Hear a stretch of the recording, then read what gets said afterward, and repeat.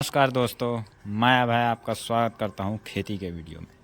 तो किसान भाइयों, आज हम एक और नए वीडियो में आपके साथ हैं।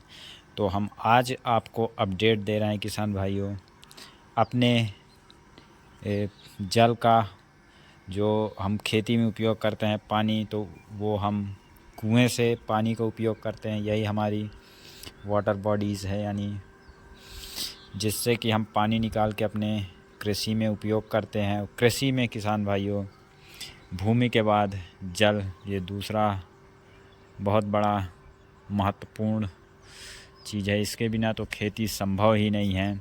तो हम आज उसी का अपडेट दे रहे हैं, क्योंकि अब इस समय चल रहा है गर्मी का समय।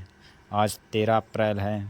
अप्रैल और मई ये 2 महीने जल संकट बहुत ज़्यादा होता है, समझ रहे हैं। और ऐसे में हमने रबी सीजन की धान लगाई हुई है।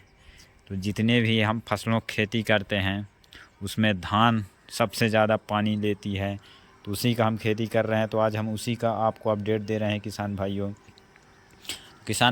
ये हमारे कुएं में अभी देखिए सामने ये मोटर लगा हुआ है। तो अभी हमारा मोटर जो है वो सबसे ऊपरे वाले स्टेप पे, हम इसमें 3 स्टेप बनाए हुए हैं मोटर।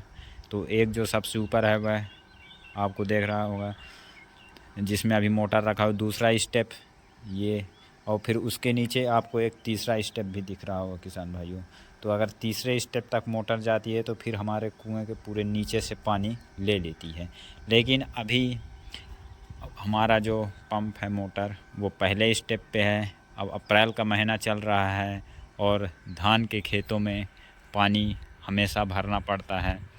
तो ऐसे में किसान भाइयों, अब पहले स्टेप से हमारा काम नहीं चल पा रहा है। तो अब हम इस मोटर को अपने सेकंड स्टेप पे, ये जो दिख रहा है यहाँ पे रखेंगे, क्योंकि फर्स्ट स्टेप पे अभी मोटर एक दिन में मुश्किल से 7-8 घंटे ही चल पाती है।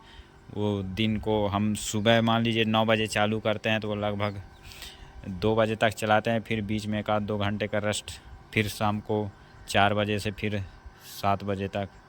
तो इस तरह से आपके ये 6-7 घंटे करीब ही मोटर चलती है और फिर पानी ख़त्म हो जाता है। तो अब हम जब सेकंड स्टेप पे रखेंगे किसान भाइयों उसको यहाँ पे, तो फिर वह और नीचे से पानी लेके आएगी और शायद हमारी इससे जल की आपूर्ति हमारी धान की हो जाए। गेहूँ तो कट चुकी है, प्याज और धान और तिल, ये 3 फसलों में अभी हमको पानी की आवश्यकता होती है।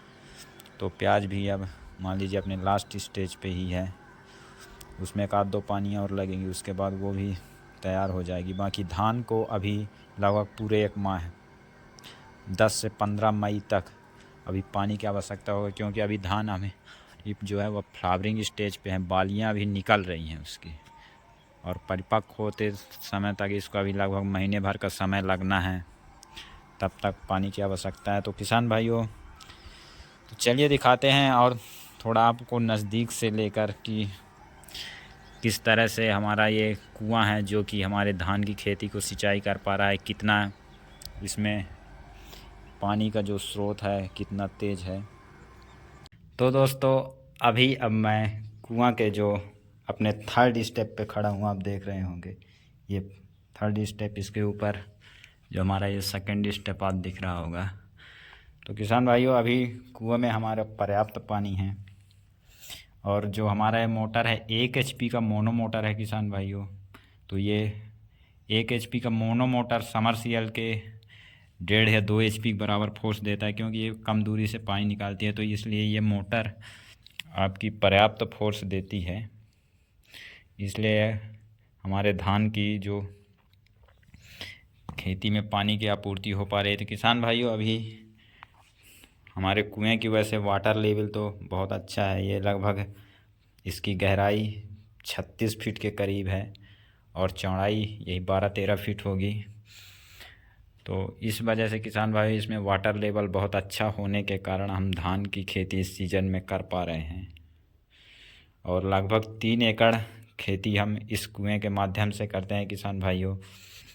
और इसका वाटर लेवल बहुत अच्छा है किसान भाइयों, आप देख रहे हैं ये अभी लगभग 2-3 फीट अंदर है आपका, ये देख रहे हैं वो फुटबॉल। उसके बावजूद भी अभी 3 से 4 घंटा आराम से मोटर चलेगी आगे। और जब ये सेकंड स्टेप पे आ जाएगी तब तो फिर हमारे खेतों के लिए पर्याप्त इसमें पानी हो जाएगा किसान भाइयों। तो इस तरह से किसान भाइयों मैंने सोचा कि अपने पानी का भी हम आपको अपडेट दे दें, जो हम खेती के लिए उपयोग करते हैं। तो ये कुआं ही हमारे खेती का पानी के लिए स्रोत है, जो कि बहुत ही बेहतर है इसका वाटर लेवल। इसलिए शायद हम इतना खेती कर पा रहे हैं इसमें, रबी सीजन की धान वगैरह सब। तो आज के लिए बस इतना ही किसान भाइयों। तो हमने आपको कुएं के अंदर आके अपने कुएं का पूरा दृश्य दिखाया। फिर किसी वीडियो में मिलते हैं। बहुत बहुत धन्यवाद।